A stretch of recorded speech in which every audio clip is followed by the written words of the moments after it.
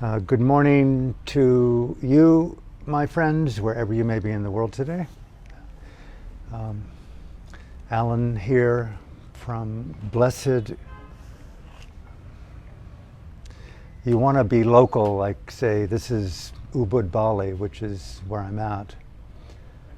And I'm American, something like that, and from Boston. And my family, from my mother's side, is from Lebanon and Syria, lots of generations from within mystical Christian Middle East. My father, Boston, Ireland. I spent my adult life primarily, kind of want to say everywhere. Parents were in the military. We went up and down the East Coast from military installation to military installation. My best friends were often much older, Marines, and learned to be in motion. And here we are today in, I want to say, this maddening, miraculous world that we're in. It's kind of an understatement to talk about it in such glorious terms. Knowing, just bear with me, knowing that we are in a zone called planet Earth where simultaneous to our comforts and beauty and ease and peace and all the nutrients that we take in and don't have enough of, there's genocide, there's war. Right now, the sound of one girl who's being sex trafficked. It's a mild way to talk about epic violence. I don't know about you, but I am so at two with violence. I'm very proud to say I want nothing to do with becoming one with anything, least of which is the proclivity to violate. A very deep aspiration of mine to remove the vestiges, yes, I'm an idealist, remove the proclivity for violation from the human soul, the DNA, whoever, wherever the proclivity came to aggress upon life and other. Grow up, Alan. You know, we live in a world where life eats itself. Just hang out barefoot, naked, overnight in this beautiful tropical paradise. You'll do anything to live in the sanctity away from ants and lizards and bees and snakes, and just, it's because you can live in this elitism of knowing when to move away from nature that you call it so beautiful. But just pause for a minute, and then next thing you know, you're the Burmese refugee in Burma undergoing genocide. You're the girl in Thailand being trafficked to these white people fucking people in Bangkok. So we live in this world of violence, and to me, okay, state the obvious. What do we do as human beings to rise to the sacred duty, right? Call it what you want. And that's today's theme for me, is like, you know, everyone's losing someone, to use a Nick Cave line. It's not original. Everybody's losing someone. Right now, 250,000 people will die, often unrecognized, breath to breath. Every one of them had family, friends, and enemies. Collective grieving beyond imagination. Equally, this desire in the human instinct to want to do something really special with your life. Yes, we're doing it. At the same time, could there be done something more? And that's today's theme for me, is like, what do I really want to do? What do I really want to do that I'm already doing to do better in all regard? What I'm not doing that I could be doing, that I want to be doing? What's that aspiration in me towards that sacred duty of fulfilling the vision of a life?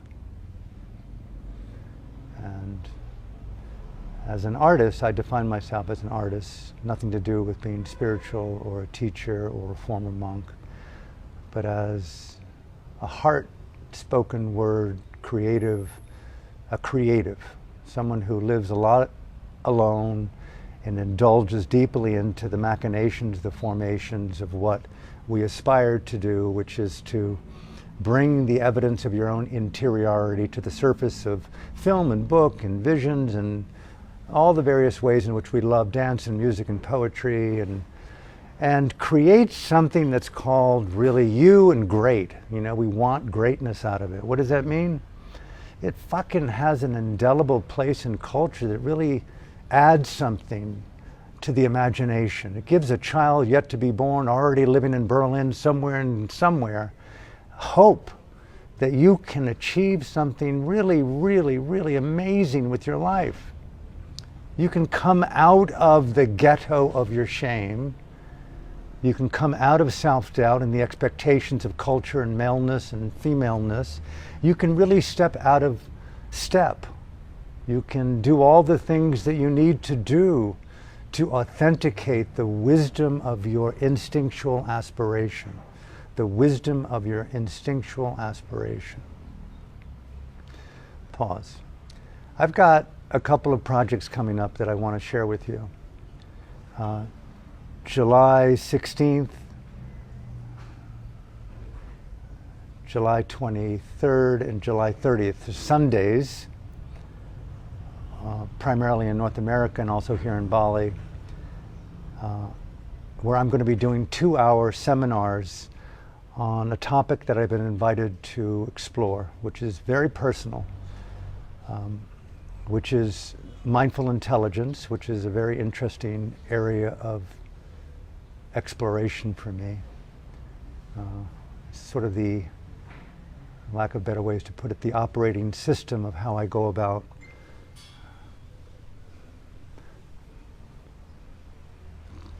empowering the quality of my presence with the virtues of loyalty to integrity, to dignity, to discernment, to critical thinking,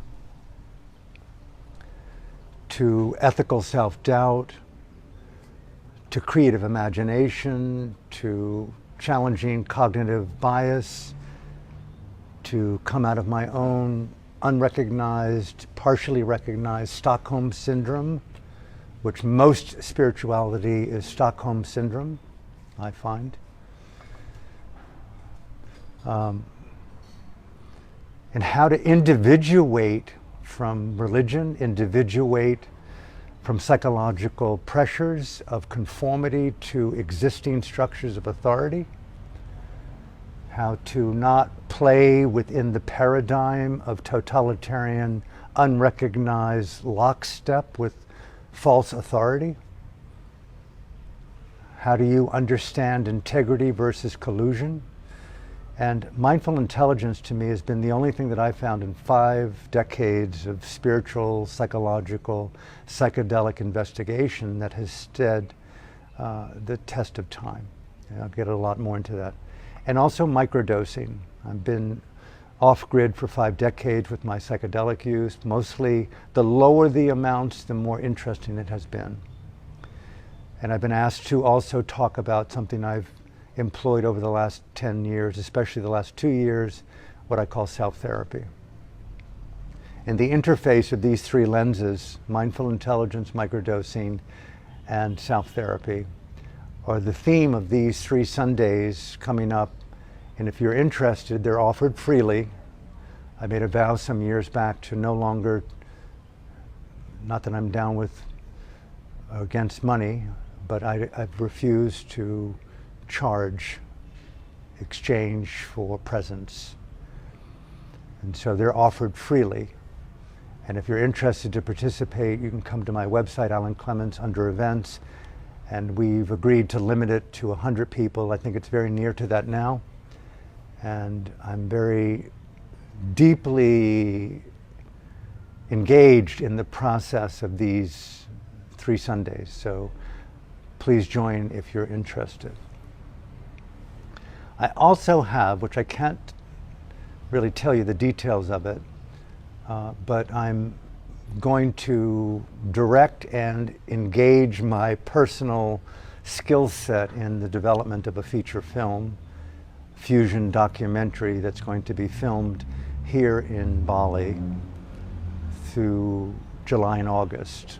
That is, I call it the master project for me. It's like I've had so many different things that have been unrealized, that have been very beautiful and very important.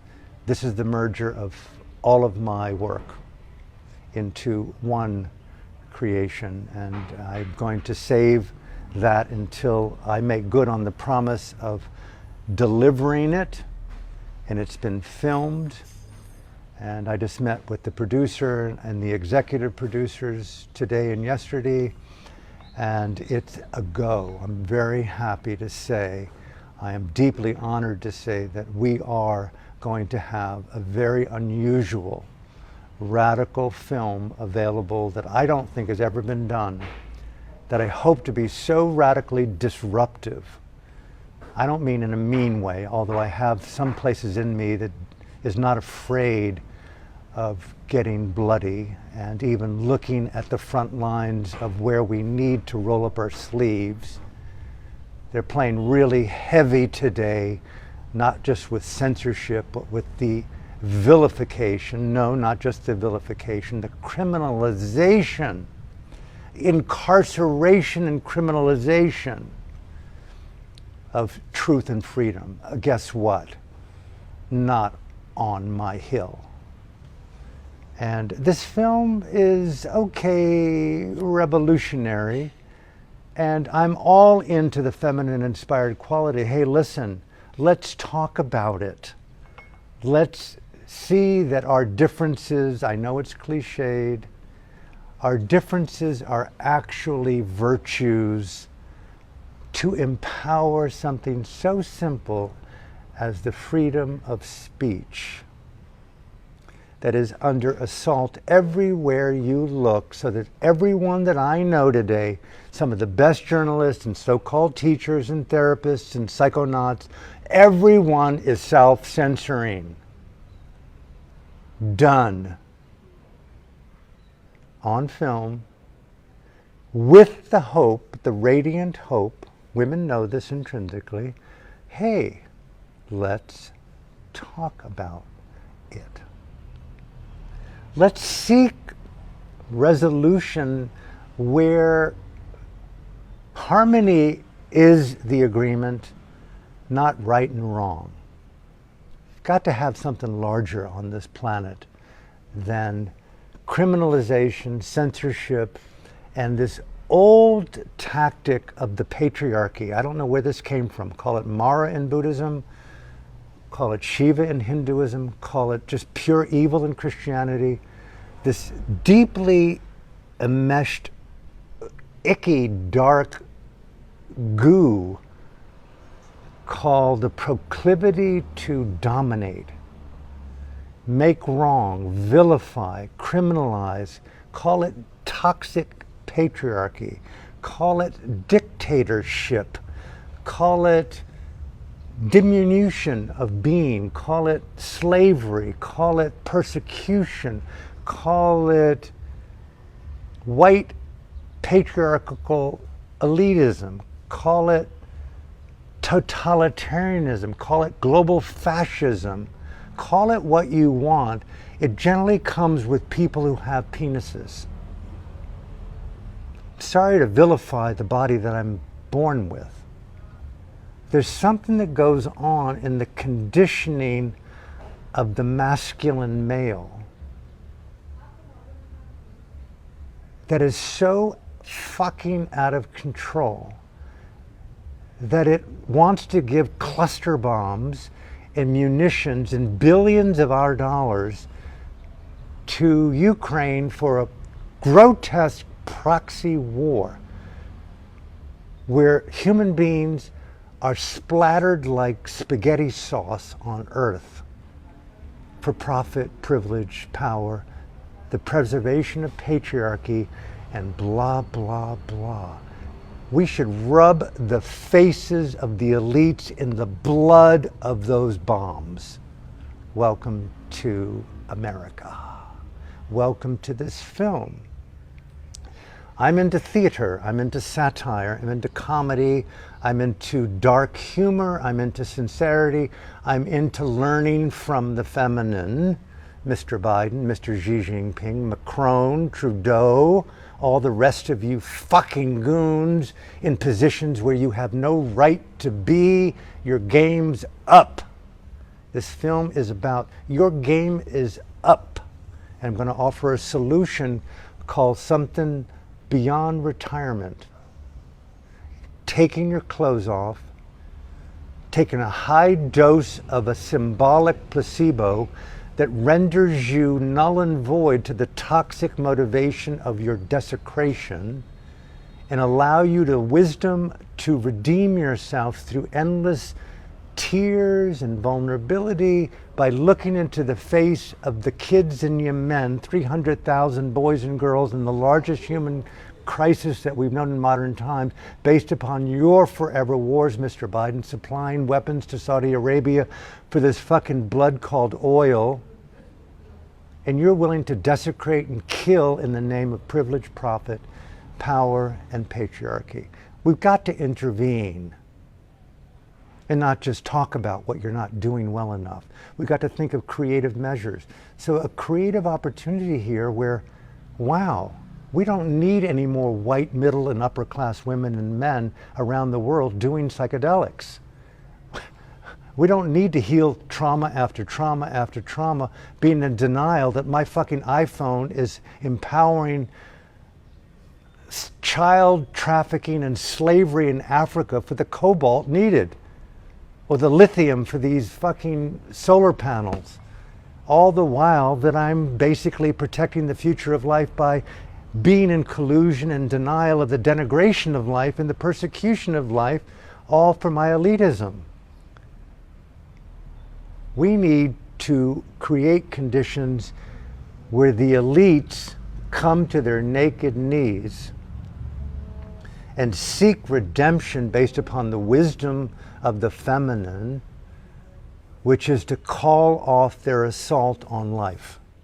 Otherwise, as we're looking at, we're into nuclear Armageddon, biological Armageddon, and even worse right now is what's going to be totalitarian Armageddon. They're coming after voices of freedom and truth because they have lost their moral compass. That means that revolution is now standard in Waldorf school. The only spirituality today is the courage to care about the future of life.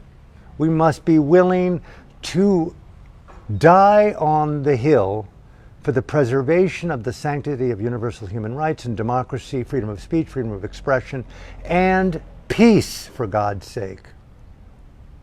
And that means all of us rolling up our sleeves, welcome to this film, of what it means to enter global revolution with the goal of reconciliation, even with those whom are evil, from the perception that we sit with the proclivity still in my own heart. I'm not free of those tendencies, but I have a mindful, intelligent virtue in me that is doing everything possible, I'm going to end with this, to interrupt my collusion with my own unrecognized, denigrating states of consciousness, the best kept secret on the planet. How am I unaware? How do I operate? By not being more sensitive, Alan, to your own denial. Hear me out. The discovery of my own self-deception. Imagine if the world paused today. We had a celebration, a global holiday for human beings to dose, microdose, get naked in one-way touch with women who are willing to touch your fucking putrid body, Mr. Biden. For you to feel what it meant to be touched without the need for something to come out of you, to feel something that you're not aware of in yourself, to reverse the tendencies of the word forever war on your epitaph and turn it into forever revelation of peace, unity, benevolence, through the discovery of the portal of self-deception. That is the new religion today. How do we see what we don't see in ourselves? Right there. And that's going to be the key for me in the upcoming film and the last couple of minutes of this talk.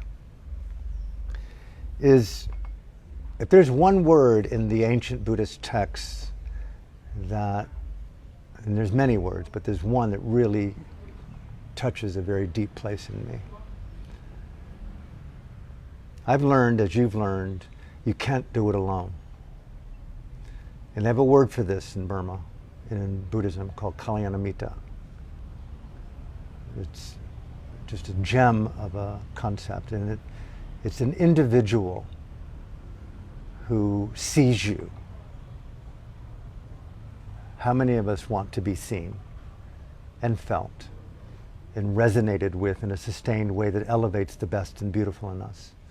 That's rare to have an ally, a therapist, a lover, a friend, a guide, a mentor, just a human being that says, you know, hey, I want to sit with you, I'm inspired by you, I want to listen to you, I want to ask you questions, I want to learn with you and from you and together and elevate something in this eroticized Ubuntu space.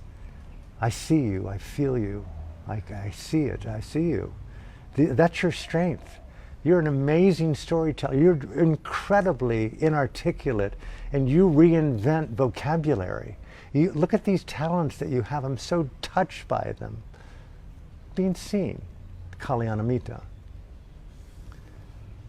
All of us, everybody's losing someone. At the same time, one of the greatest kept instincts of the human soul is everyone that I know is looking to be seen. The yearning to be felt and met. Universal condition.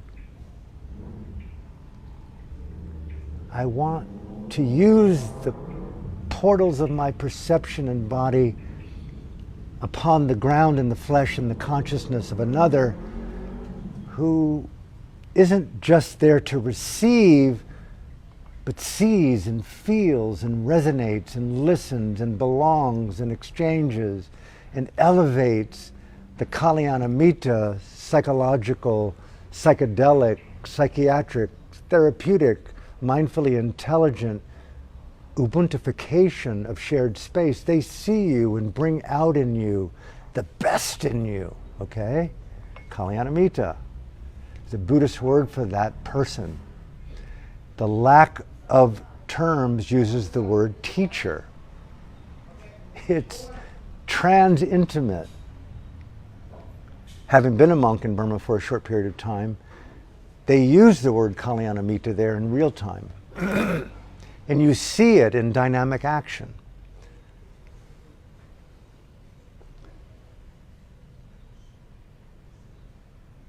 Generally in the West, to have someone in that level of intimate authority with you costs $100, $200, $300, $400, $500, $600, $1,000, $10,000 an hour. Who can afford to have that kind of intimate experience every week, every month, every minute of your life?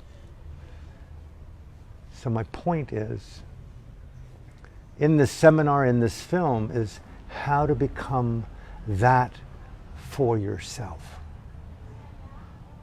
The best kept secret. How to be your best friend. How to be your soul ally. How to derive from within you the magic of your own unrecognized, untapped, creative, psychological, existential, spiritual, existential quest for authenticity and wisdom and freedom. How to learn the high Dharma art of talking to yourself as you would in the most intimate moments with a psychedelic assisted therapist. Is it possible? Yes, it's possible. We just haven't learned yet how to bring those lenses, those aspirations, into more radiant focus. I am determined here in this stage of life to share with you more and more of what I'm learning in the last couple of years, especially because all my mentors have died. My teachers have died. My best friends, my best male friends have died. Several of them young. I'm not saying I'm bereft. It's more intimate and more grieving than that. I've had now to rely more and more on becoming my own mentor, my own teacher, my own guide, my own best friend, my own psychedelic Allen assisted transformational therapist. And I've taken just every day, every night for the last several years, notes after notes on the process of what I call microdosing assisted self-therapeutic Kalyanamita self-evolution, how to become my own best friend. Not just meditate, eyes closed and to feel, but learning the high art of talking with myself in a way that brings out my best. Not just intercepting complexity alone, but hey man, when you're alone creating lyrics and songs and sonnets and poetry, you've got to really be in there close with that soul and that demon and that distraction and learn how to play and guide those different voices. But now I've documented the evidence of that discovery and I'm learning more and more. This film is going to be about that.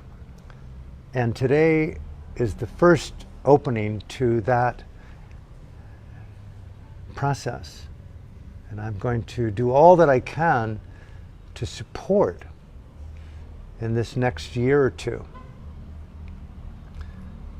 the evolutional understanding of how each of us, it's not saying that you're on your own and only on your own. It makes that significant other, if you're so lucky to be in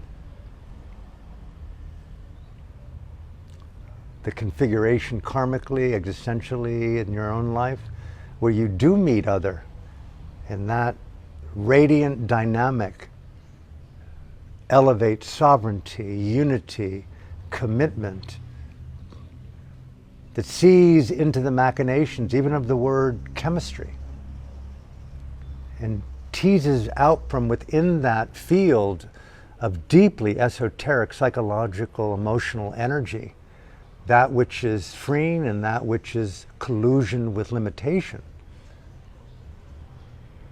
How to create your own chemistry with your own yet realized beauty. That to me is the word Dhamma or Dharma. And that is a very, very, very, very, very important quest for me in my life right now. How to become your own teacher, your own Kalyanamita. And maybe there's resonance in it for you. If there is, stick around and let's co-evolve the evolution of a dialogue on how we can be so radically life-affirming. This is the word erotic for me. I've been using it for the last 10 years, eroticized Ubuntu. Either you're a victim or you're into the life-affirming dedication to use every affliction for the betterment of your being. I saw in Burma with the genocide, with the persecution, with the political prisoners over the last 35 years. So many of my friends have been murdered, executed. So many of them are in prison right now, being tortured. My dear friend Aung San Suu Kyi, the Nobel laureate, she's alone in a prison cell, vilified by the global elites, lied to for profit and privilege to be in the pocket of Xi Jinping in China. So many of these boys and girls, these men and women. Yes, I've seen it. It hurts to be hurt. But they have a skill set. And it's not toxic positivity. It's just a radical affirmation to the erotic. The adventure is like I'm walking out of my own, I dare even use the word, walking out of my own death camp. And I'm not going to be a victim of what happened for the last month of the last year. I'm going to be life affirming. I'm going to use it to my benefit, right? There's suffering everywhere, all over the world, but I'm going to use it to my benefit. I'm going to bring in the light. The only way you open a flower is to nurture it, not to examine the darkness between the petals. Light the candles, don't curse the darkness. Whoever said that, right? And there's so much proclivity, professional proclivity, to look at what wasn't done well enough. Examining the darkness between the petals is an endless pursuit of re-traumatizing in the cycle of denial. Political prisoners, I've interviewed close to 500 over the last 35 years. How do you get through the darkest time? Not being a victim of dictatorship, especially to the unrecognized inheriting of that psychology within yourself. Those bars that they incarcerated us do not mean I'm unfree. That's so rad. That is super cool to me. To have boys and girls who've told me those iron bars do not keep me a prisoner. I can only be a prisoner if I imprison myself. And I refuse to participate in that LIE. Right there. Right Dhamma attitude. The refusal to participate in the lie. Right? Right there. If we knew the machinations and the intelligence of how we collude with the lie of self-deception, self-incarceration, self-slavery, self-limit. Right there. That's psychology. That ground is everything today. And to me, it's encapsulated in the word Kalyanamita. That part of you that refuses to participate in self-incarceration. It may feel good. It may be culturally expected. Women know this. But I am calling it over as of today. Are you willing to make that commitment? No longer will I self-censor, Alan. How am I self-censoring? What categories of information am I modifying to appease my perceived persecutors? Oh, just be skillful, be smart, no longevity over being crass and demonstrative.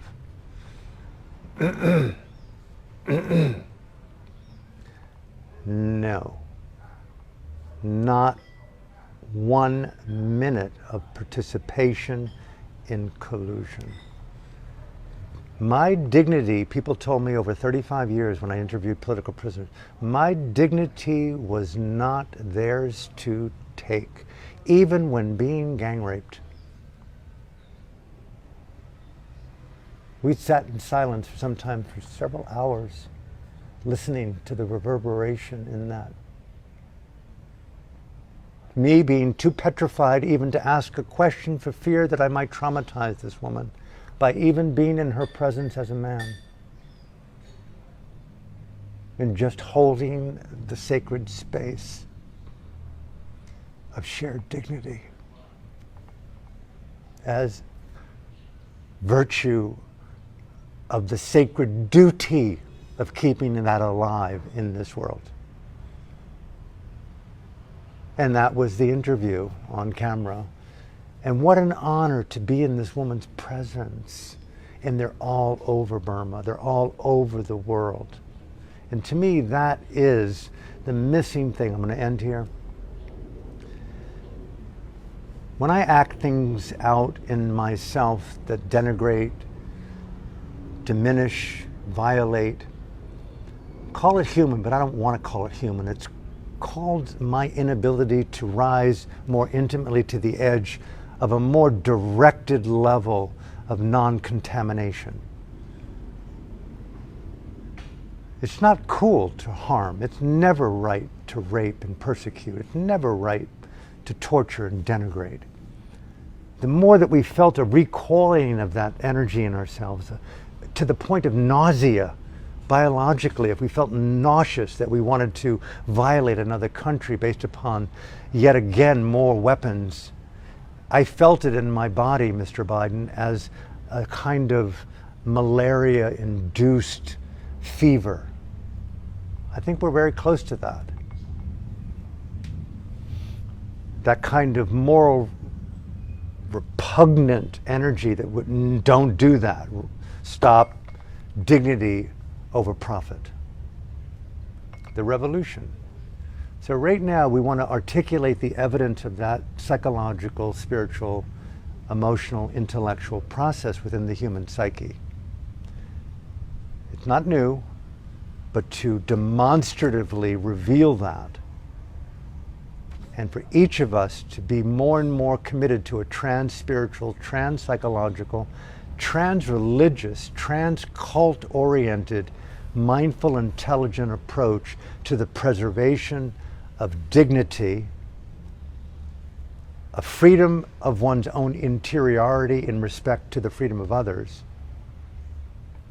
and learning how to become more and more of our own trusted guide. That I refuse to participate in the politics of denigration, of violence, of war, of totalitarianism, and of global dictatorship. The war is on right now. It's stated everywhere you look with all the voices from podcasts and media that are willing to speak out.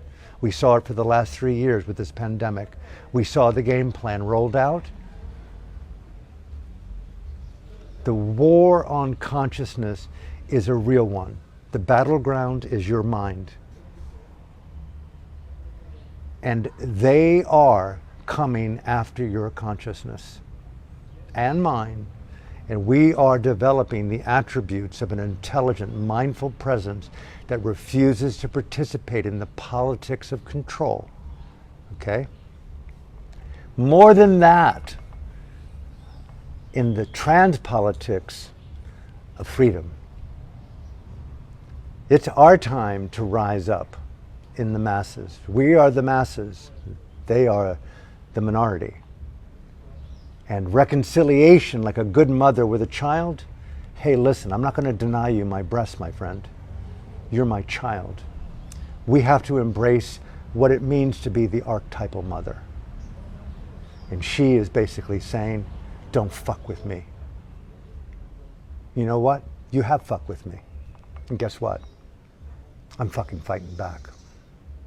And right now, it's not just not participating in the lie. The next iteration, and I'm doing my own talk, is I'm coming after you. I'm not going to just sit back in Ubud Bali and eat well and drink well and meditate well and walk well and anoint my life well. I'm going to use, while I've got the cognitive resources and the support around me, which I do, I'm going to use my mind well in revolutionary, radical expression of a creative theatrical spoken word film that elevates the status of idiotic, fucking patriarchally driven, profit-driven, pestilent men, Mr. Biden. You, pray you're not in the Oval Office more than a minute more. And all of you men around the world, Mr. Macron and Trudeau, all you fascists that have not one iota of awakening unless you put this in your mouth and go like, oh my God. Yes, it's that easy. I recommend that you seek out someone who has psychedelic support with a woman shaman who's able to sit with you and awaken what you do not feel in your own mind and body and overcome your proclivity for smiling into the face of evil. Because if we do not stop this, there will be no future. It's beyond handwriting on the wall. And so from my heart to yours, thank you for tuning in. I've been terribly ill the last week, but not psychologically down, but an extreme flu and all kinds of other things, but blah, blah, blah, who gives a fuck? So I'm back, trying to find my voice again, and I'm not sure about my upcoming schedule, except that this feature film, this documentary, is going to be made, and I'm totally down with it. The script has been written, the budget's been made, the treatment's been made, the executive producer's on board. I met with the producer today. We've got a film crew, and I am ready to deliver on the promise of my small contribution to the future of freedom. And I hope you'll join me in your own way to give our kids and the children's children, the animals, the birds, a future to believe in, for God's sake. I mean, it's a hard, bad design that we are encased in configurations where people call it holocausts and genocides and rapes and starvation. And it's too much. And at the same time, it's our sacred duty to be a revolutionary today. So I hope you will join me and call in our other sisters and brothers in every country, nationally, internationally, young and old, to join a global, peaceful revolution for the future of freedom. I've got another 4-minute special video coming out that's being produced by the artists in Burma who are underground fleeing genocide.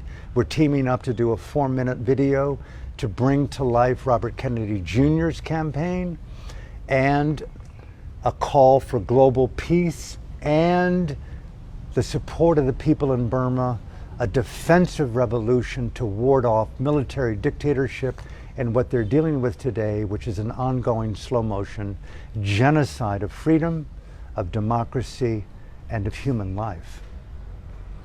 And so that's coming up in the next week. I hope to be delivering that up on my various social media channels.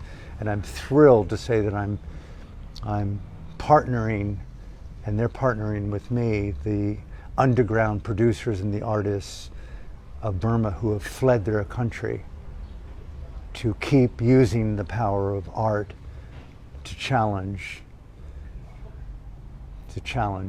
the violence and the evil. So thank you for tuning in. Hope to see you soon. And I'll be doing the occasional live stream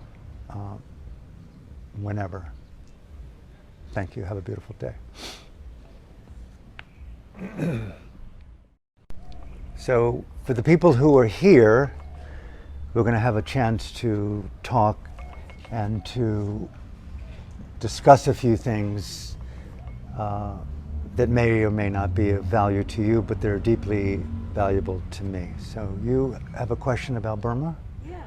Take your time, please. I'm curious about your journey, what led you to Burma. What led me to Burma? And the inspired passion that you have now as to where you've arrived at now with your observations of the global situation. I'm being asked about the most central, beautiful, intimate question that's defined my entire life. So thank you for that. What inspired me to go to Burma? What has taken 5 decades of my life and counting? In short, Buddhism within Burma, specifically a system within the Buddhist teachings in Burma, there are many,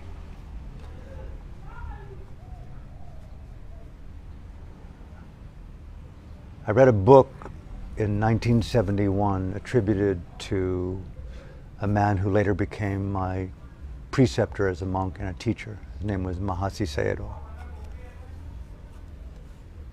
A very unique mind who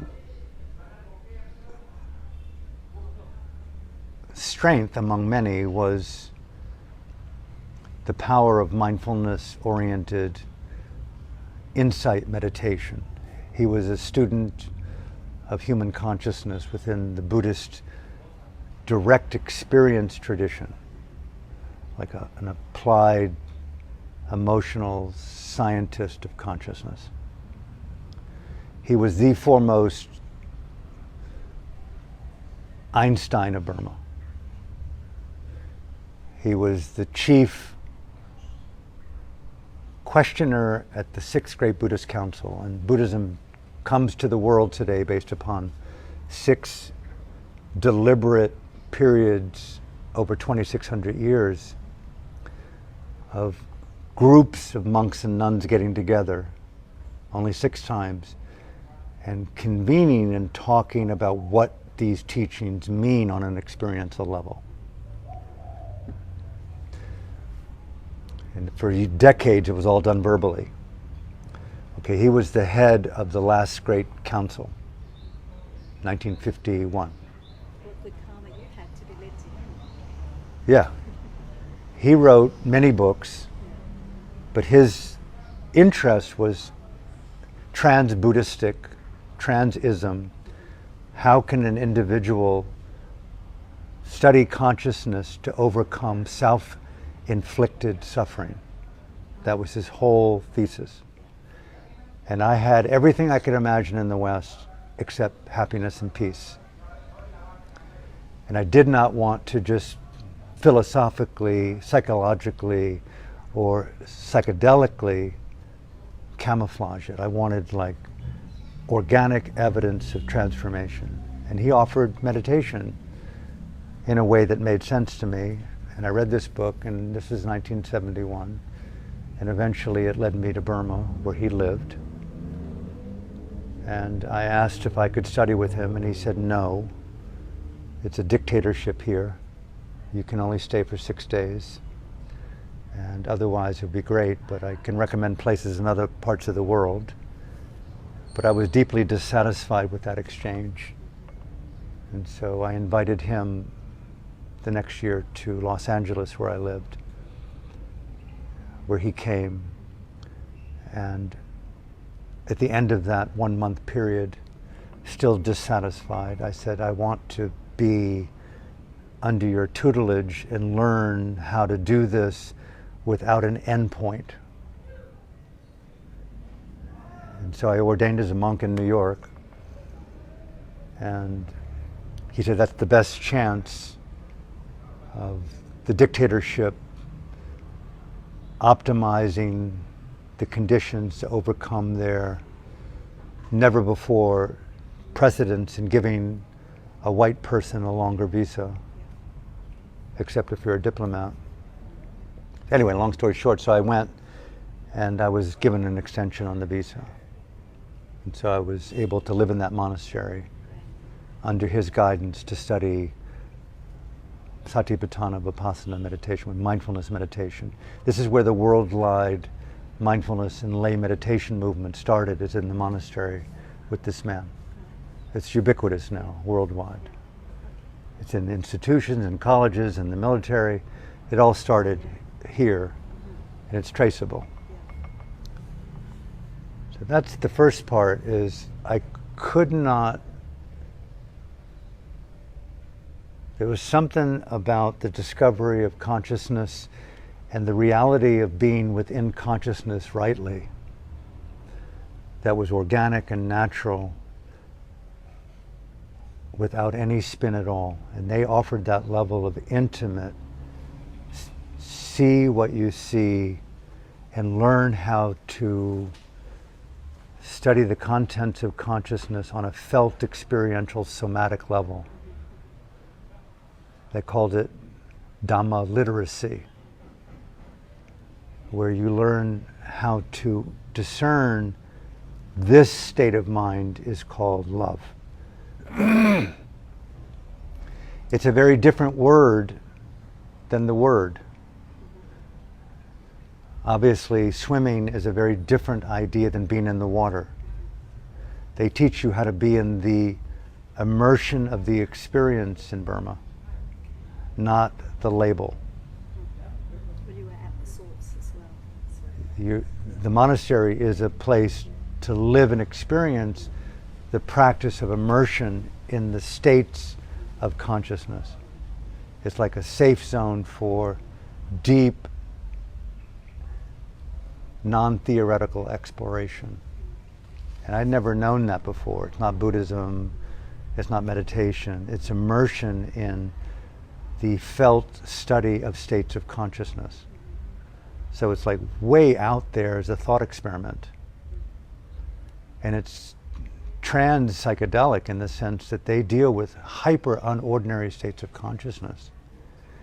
And it's a very well-kept secret of how they deal with unordinary states and how they've learned over the centuries how to know these states, what are their disguises, what masquerades, how do we mistranslate them.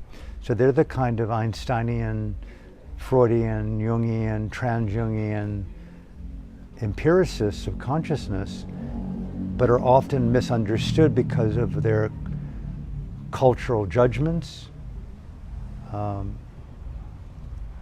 the misappropriations that we have implicitly with mistrust of men in roles of religion.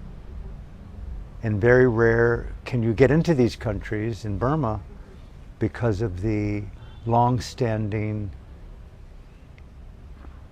well, I want to use the word series of dictatorships.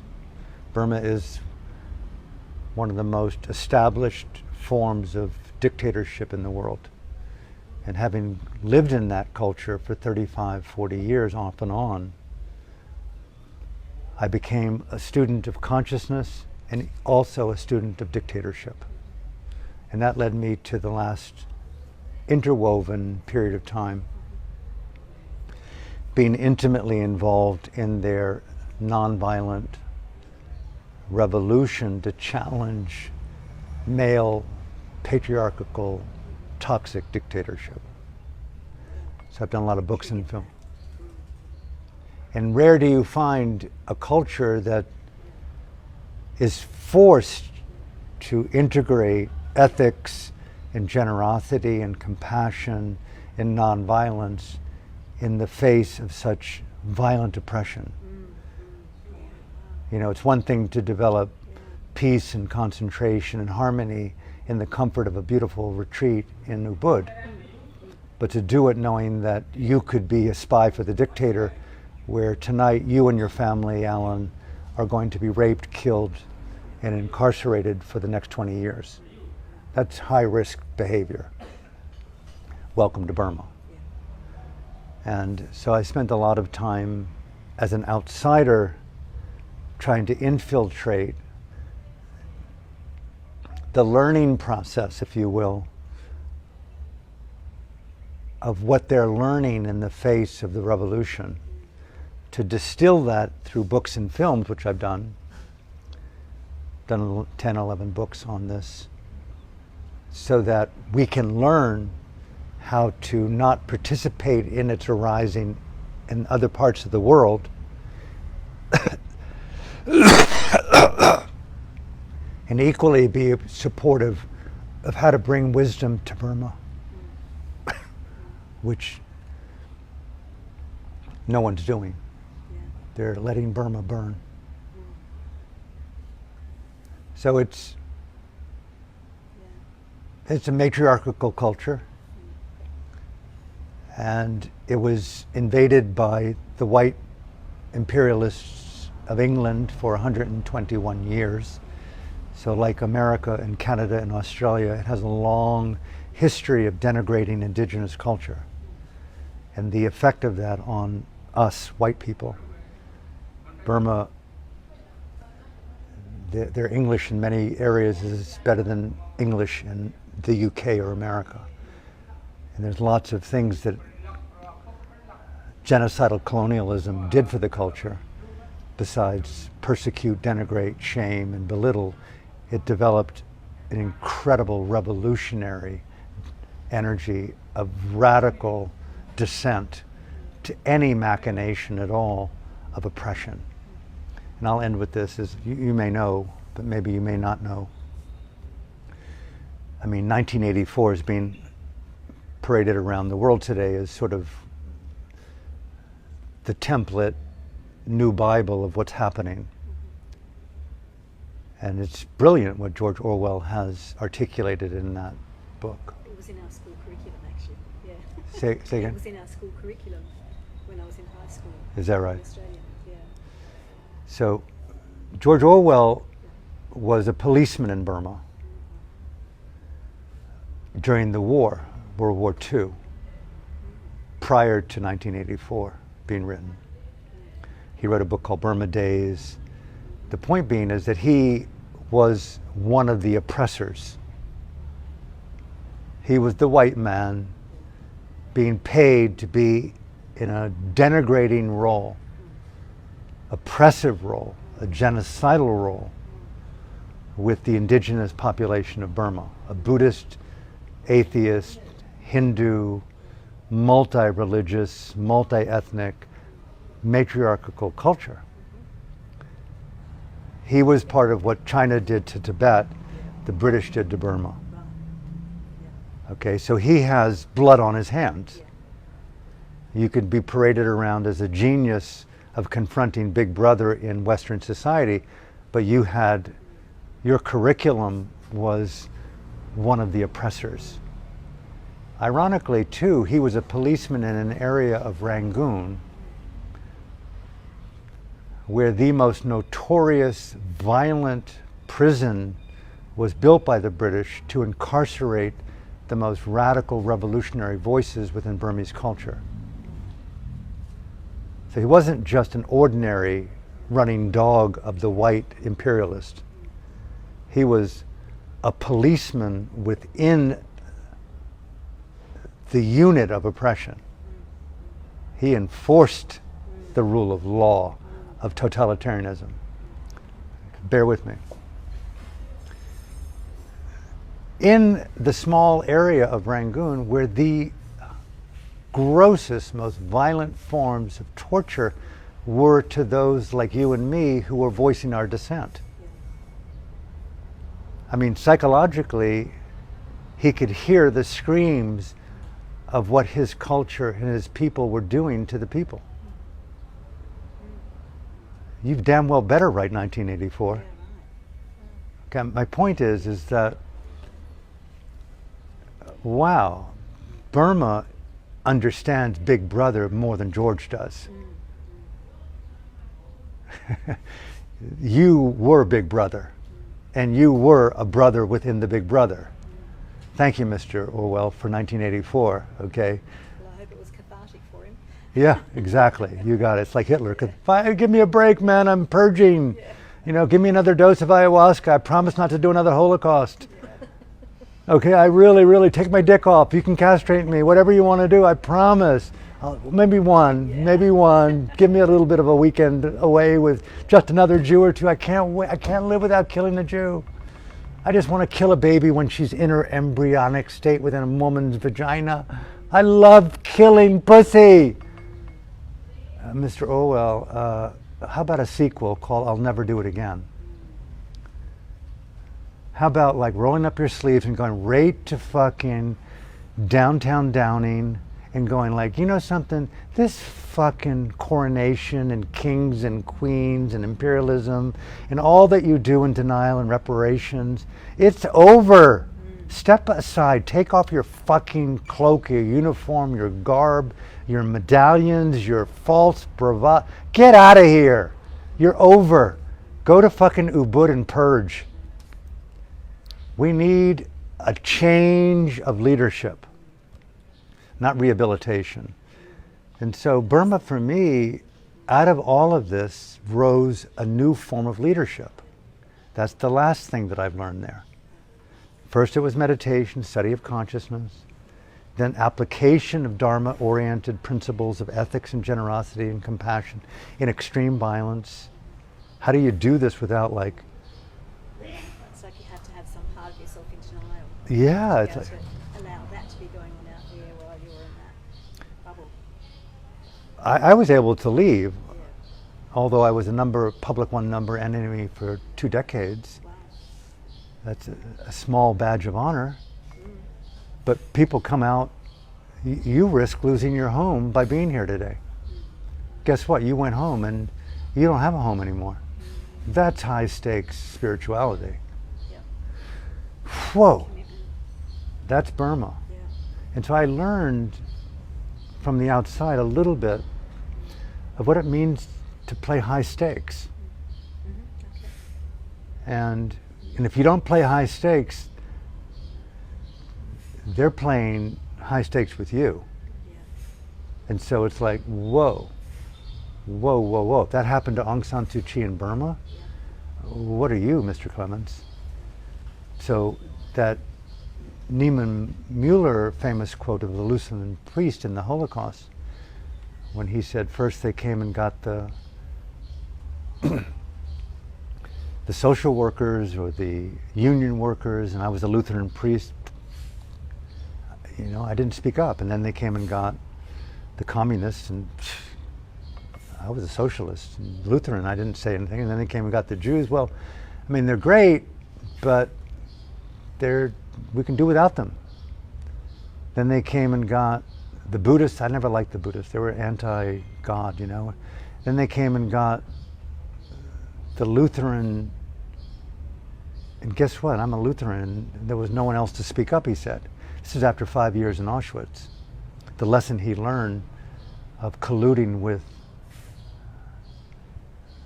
you know, the Reich. What is the Reich today?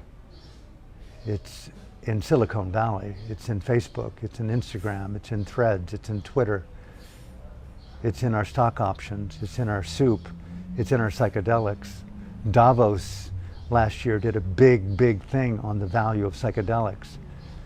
Psychedelics are being rolled out by big pharma. I mean, is there anything that isn't being co-opted by the corporation? And like, where do you even go and look with Siri everywhere and Allegra, listening to every conversation, and AI is going to be the new running dog of canceling, incarcerating, and next thing you know, you have no money, which they're doing all over Australia. You do not own your money anymore with all the digital currencies that are coming up and mass surveillance. And next thing you know, guess what? You don't even own your own mind. And that's the next 84 that's coming out so fast, as the AI people who are rolling it out are even sounding the alarm. The genie's out of the bottle. Yeah. And so Burma taught me, play high stakes while you still are able to play. And no matter what, prepare for the worst and hope for the best. And so I learned a lot of these lessons from the people of Burma. And Burma isn't just a small country of 50 million people. And although I've been saying for a decade that it's the next Tibet, unfortunately, tragically, what I've been saying for nearly 10 years has come true. Burma was completely taken over by China, with the running dog of Burma's own military dictator, Ming Online, the world's #1 terrorist, by the way, wanted in The Hague for crimes against humanity, committing multiple genocides simultaneously.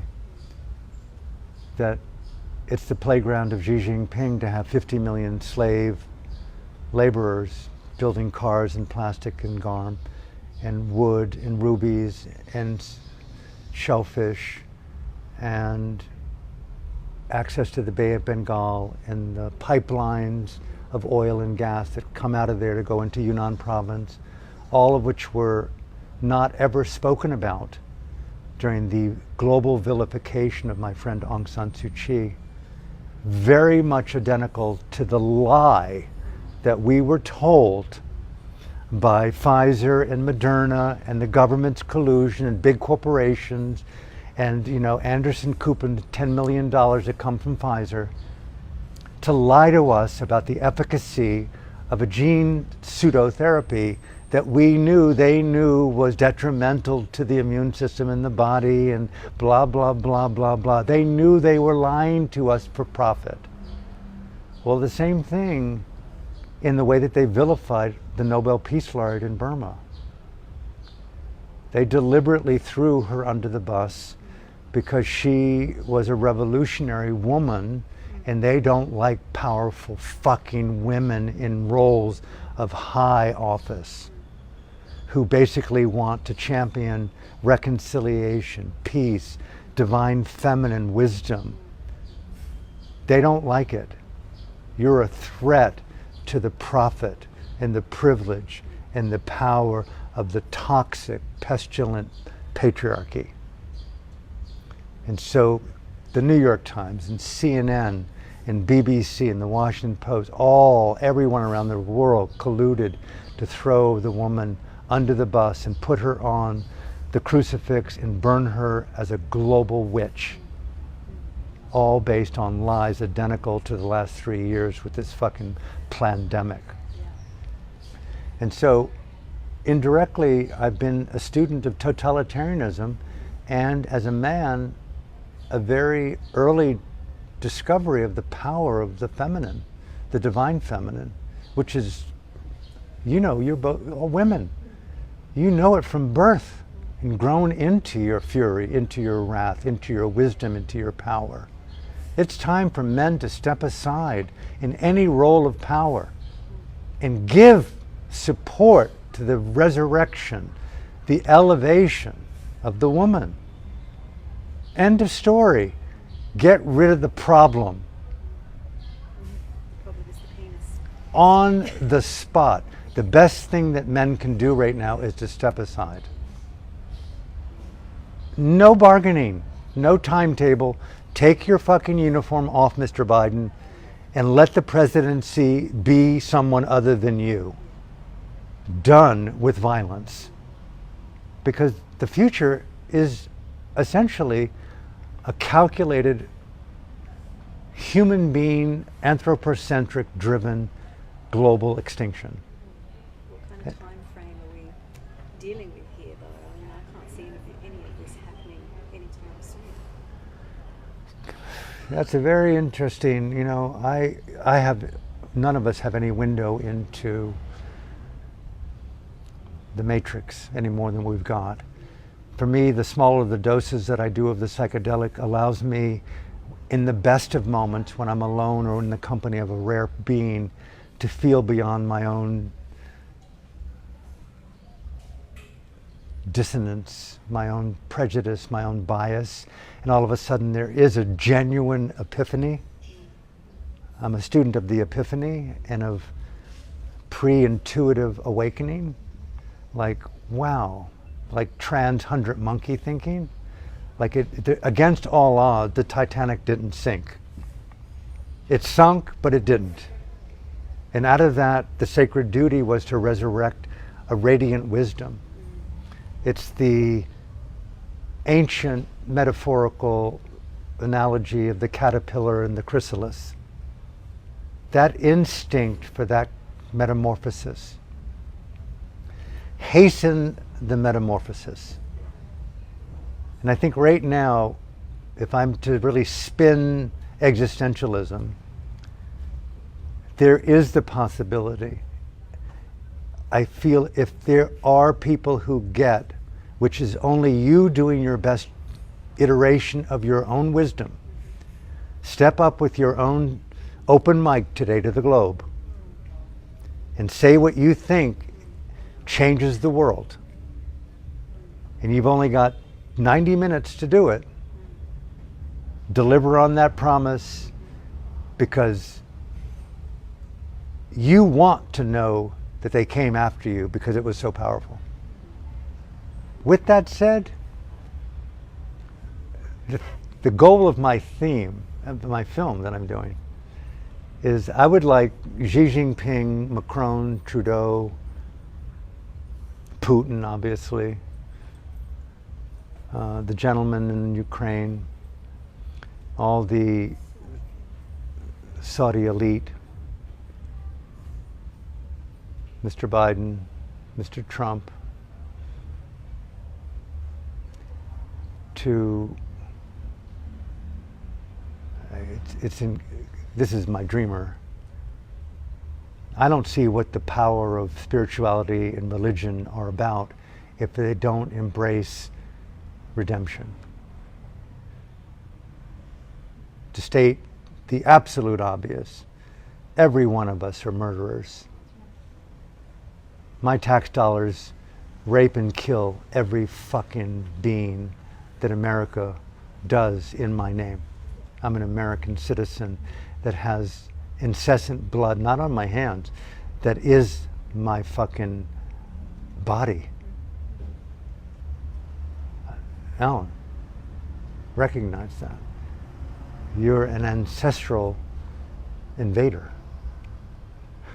Okay? You want redemption to be the epicenter radiance of the feminine. I don't think without that we just live in epic evil.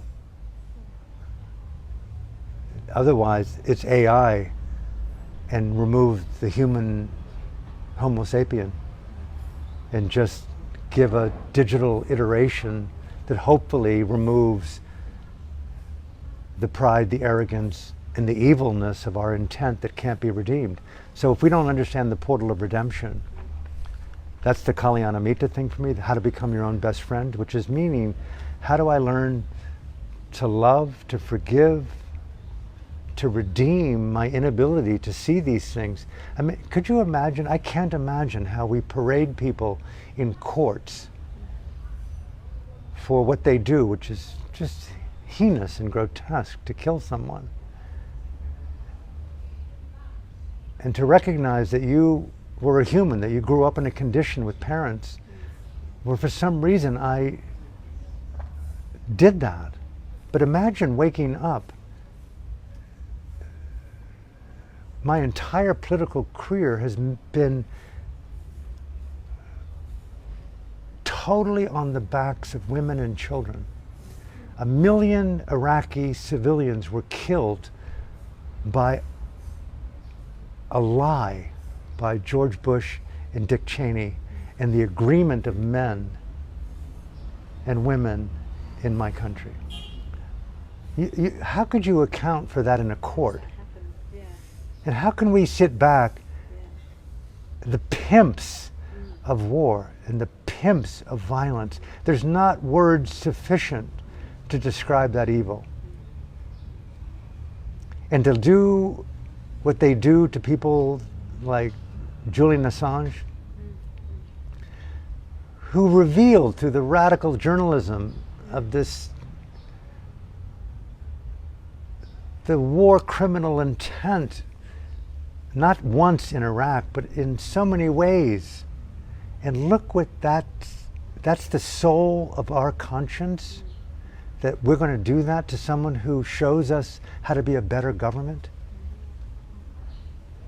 So to me, to confront that is about, yes, I would love to see you not in the existential gene pool, but I refuse to participate in that thought crime. There's got to be a way for redemption to be an active intelligence that we learn as a civilization to acquaint our children on how never to do these things by learning to be your own best friend and accountable on a level of conscience. It's called mindful intelligence at core level of sacred presence. How to become harmless in the face of the need to violate. Always be the first one out to show peace. And that was Aung San Suu Kyi and the people of Burma. They were in parliament, they were in hand with their rapists and torturers. I'd never seen it. I read Desmond Tutu's book, No Future Without Forgiveness in South Africa. It's a thought experiment that we don't see on the planet. They burned Aung San Suu Kyi and all the women around her and with her. It wasn't just her. That said reconciliation is our only future. We can't just kill off this segment of society and incarcerate them. We've got to learn how to meditatively, psychologically, existentially, and psychedelically elevate the status of what they don't see in themselves. This is where I'm really down with, we've got to take the movement of psychedelics and transformation away from all of us and see that our traumas and our wounds are our powers, our superpowers, and get into revolutionary movement with taking the revolution to more and more of the people. Don't vilify the people with mass hypnosis. They're not sheeple. We are freedom fighters, and we will win only if we inspire other freedom fighters. Take it off of them. And next thing you know, Biden's going, I want to be a freedom fighter. Trudeau says, I don't want to live anymore in Ottawa. I want to be a freedom fighter. I want to come to Ubud and do ayahuasca and ketamine, and I want to basically get naked and walk next to Mr. Clements hand in hand in the self-therapeutic revolution of freedom for all. That should not be far-fetched. I think if enough of us get with the power of our untapped, creative, divine, feminine radicalization of poetic, theatrical, satirical, it's the portal of the satirical that hasn't been explored. In the Holocaust, if you study, I wrote a book last year called Extinction X-Rated, and I was kind of compelled to study the role of theater and satire during the Holocaust. I didn't know that there was underground theater and satire and comedy during the Holocaust, even in Auschwitz. And what did that look like? We can talk about dark humor, right?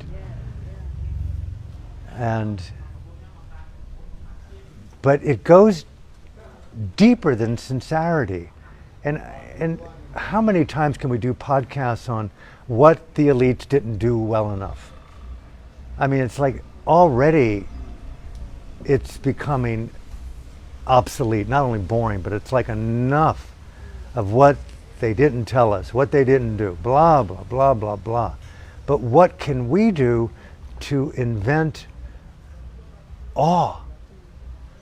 That to me is the next iteration of the psychedelic, is take it out of the traumatic healing domain. Oh, let you do that if you need to do it, but let's induce transclinical, four-walled laboratory awe. What about the 60s and the 70s where we got naked and looked at the stars and went, oh my God, right? It's the resurrection of trans-boomer generation consciousness done with mindful, intelligent. No longer do we need teacher trainings.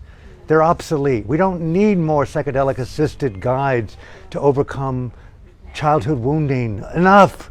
Yeah. Roll up our sleeves and get into wild, trauma-informed awe.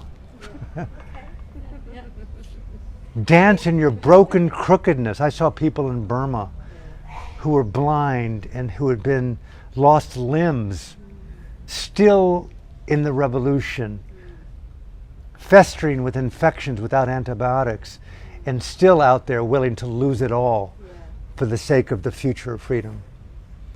It's amazing, these superpowers of what these boys and girls have done in prisons when forced to, where it's no longer about me examining the perfection of my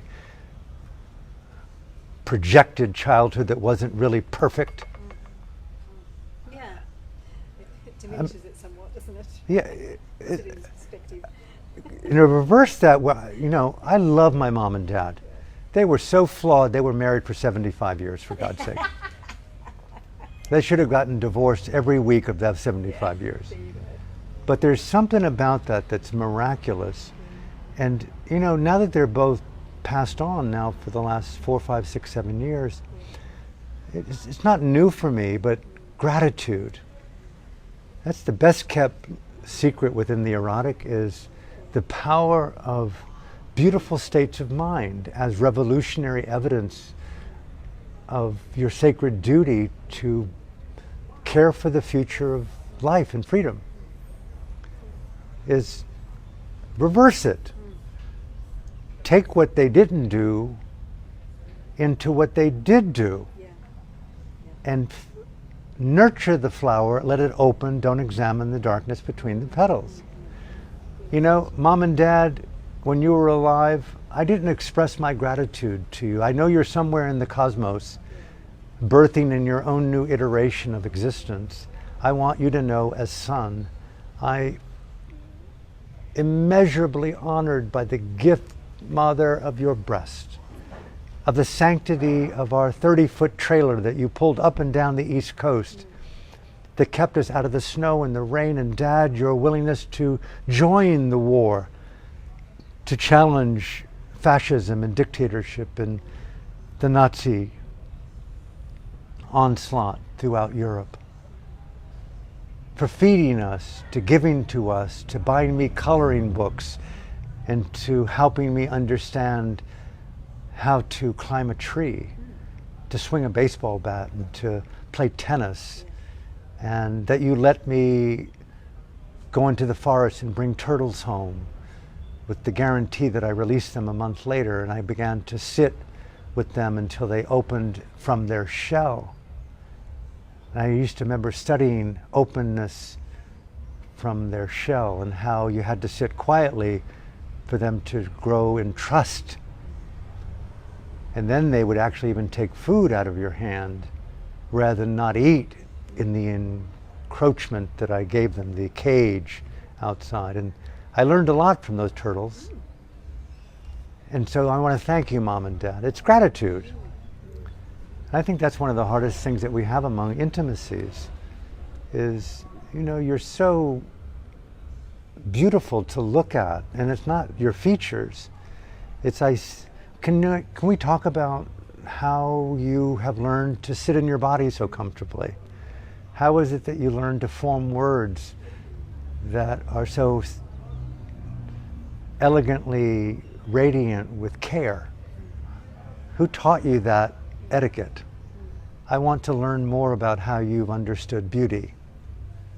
Those dialogues from the heart and the soul are, I think, what should be shared in schools and in public squares. And there's no future without, I think, this resurrection of beauty. So although there's every reason to despair,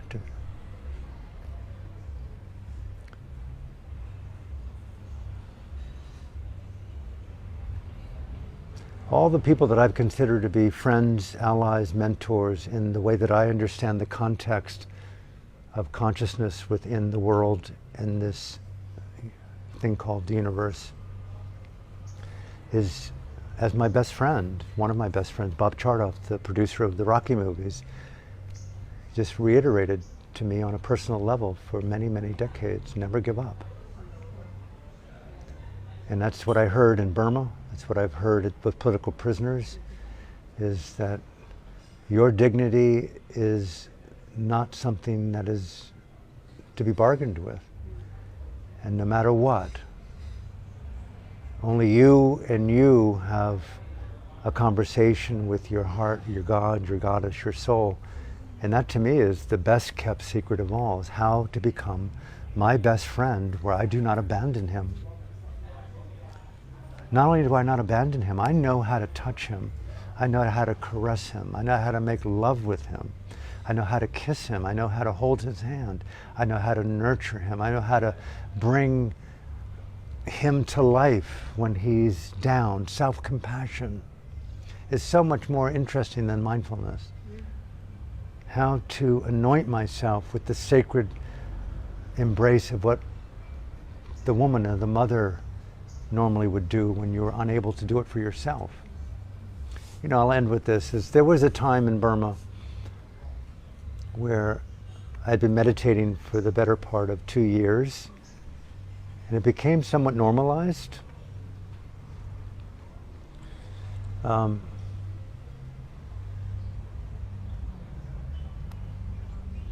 I kind of lost a little bit of the magic of it. it wasn't integrated. It was more of just a type of complacency, which is natural. And remember one day at lunch, there was a man, all of our food and medicines were all donated to us. We weren't allowed to own anything. And so all the meals were donated by unsolicited men and women throughout the country. And so there was a man who was sitting about where you are to me while we ate in silence every day. And while I was eating, I noticed that he was tearing. And I was just curious, like, why would he be crying? And so I broke my vow of silence and I asked him if I could ask him. I said, may I ask why are you crying when you look at me?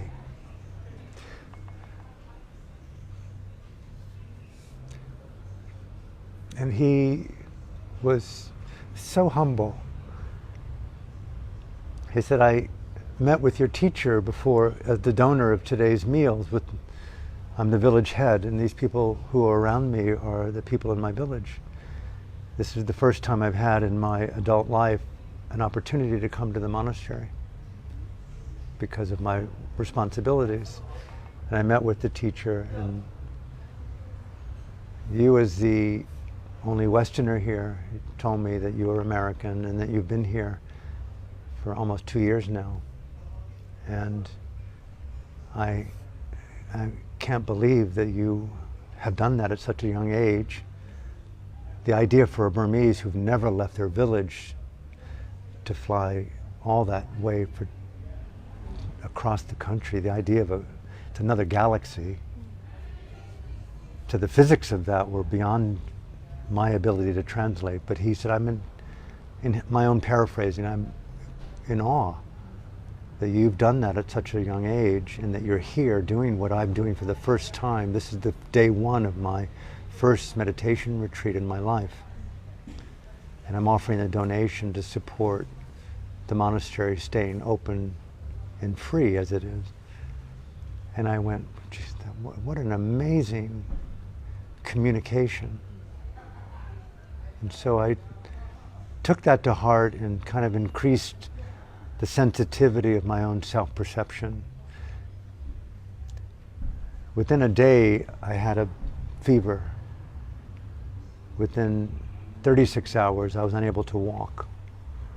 I had extreme dysentery, and next thing you know, I had typhoid as well, and I was bedridden.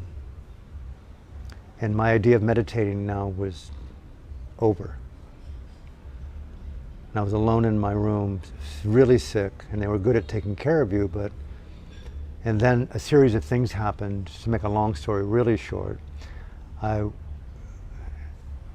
had to get surgery, and the surgery went wrong, and they wanted to amputate my leg because of the swelling and the infections, where they removed a tumor behind my knee.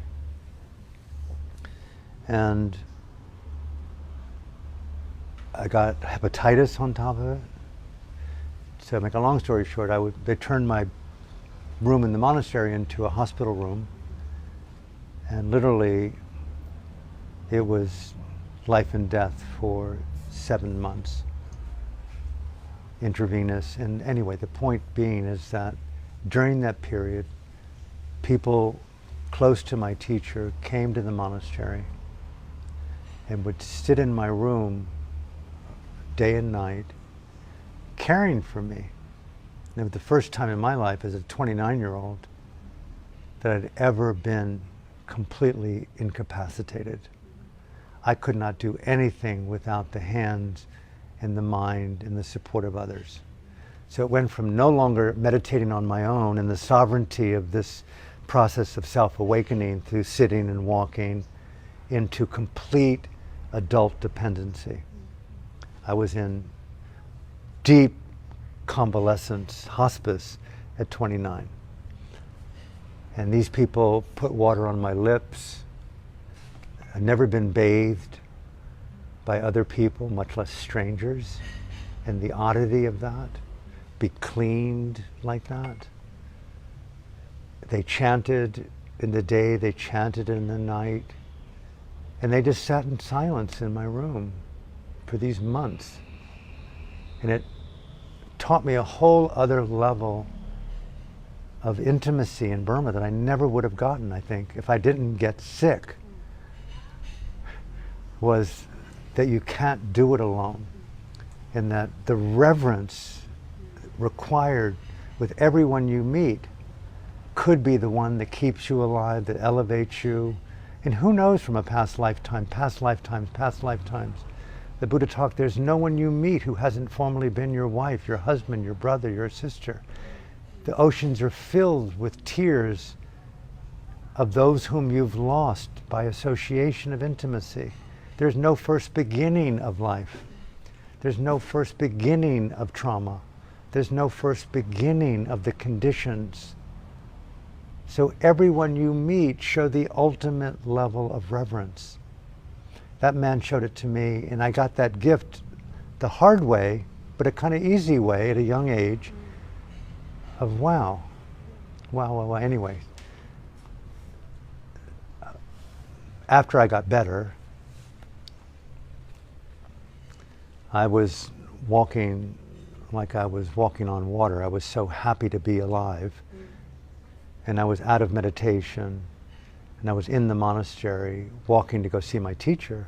And someone from behind shouted out my name. Uegasara, like that. Uegasara. And in a monastery, I felt entitled, like I've got something to do, why are you stopping me? But I politely turned around and looked at him with this sense, I didn't know who it was, this sense of like, tell me what you want. Arrogant.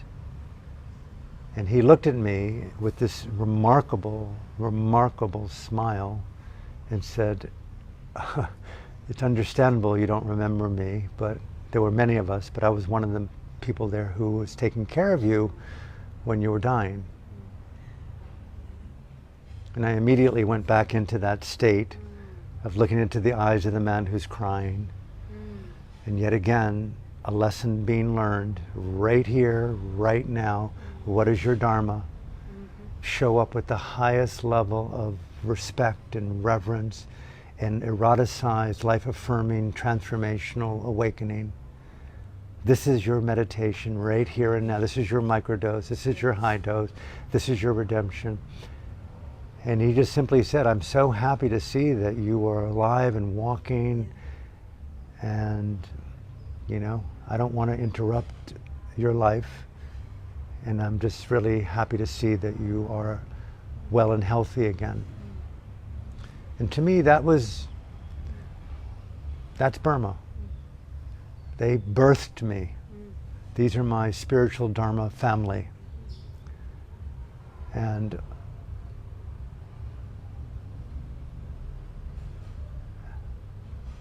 now that it's undergoing genocide, the globe, the universe has to become your most heightened Dhamma context. And to me that comes right back to everyone you meet.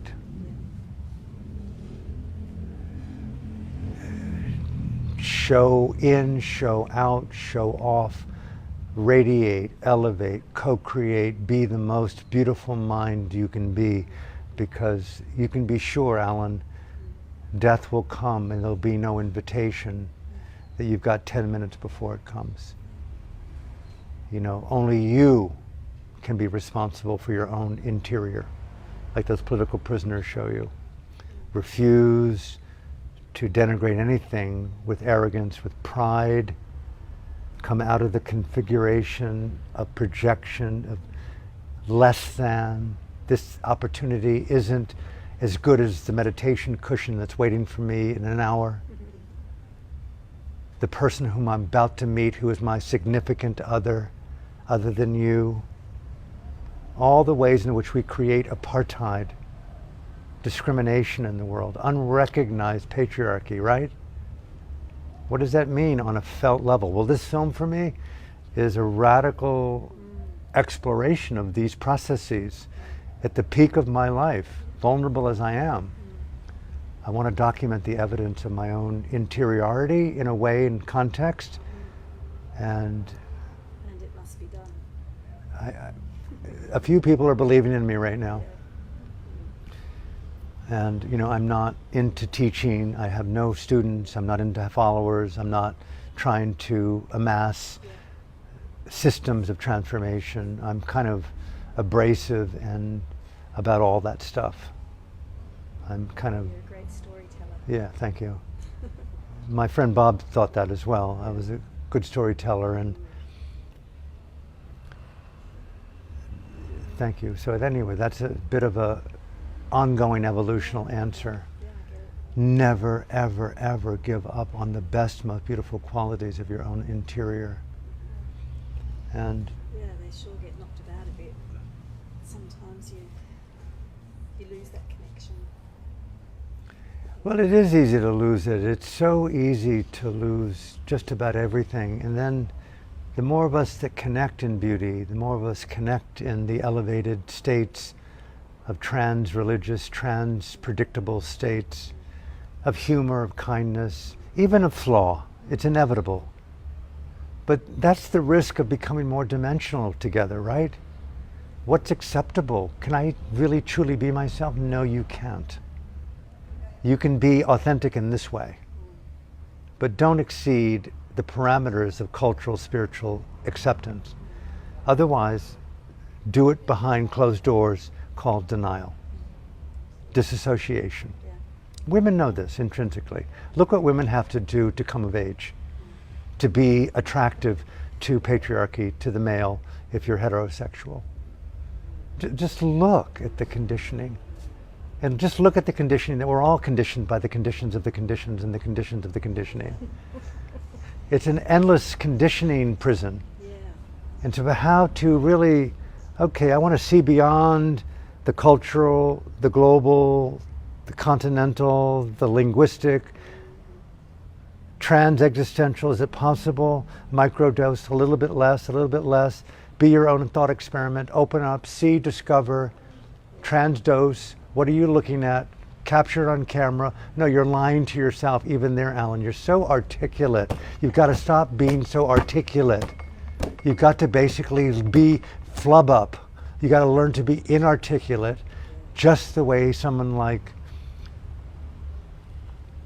I saw this film some years ago with Stephen Hawking, considered the world's leading intellectual. I had friends who were friends of his. Is that right? Oh, wow. Yeah. Well, his mother was at the end Yeah. and says, what did you think of your son? He said, just the fucking guy was a fucking crazy moron, essentially. Yeah. Just sex addict, you name it, he just lost it. Yeah. The dude just had so many brilliant ideas.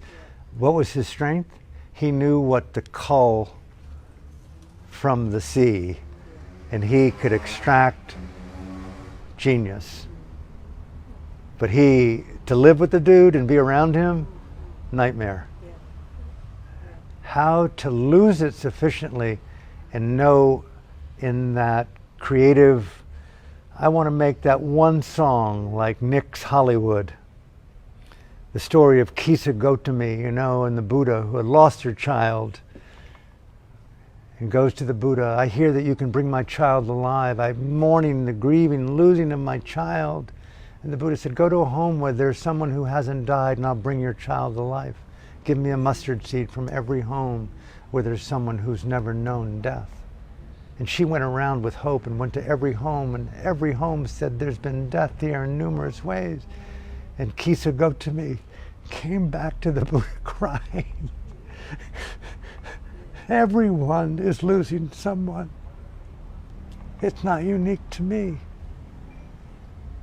I mean, she took it from the individual and went into an existential thought experience of applied, transformational, traumatic, life-affirming eroticism and said, whoa, I am not alone. grieving is an act of love, and I want to take it higher.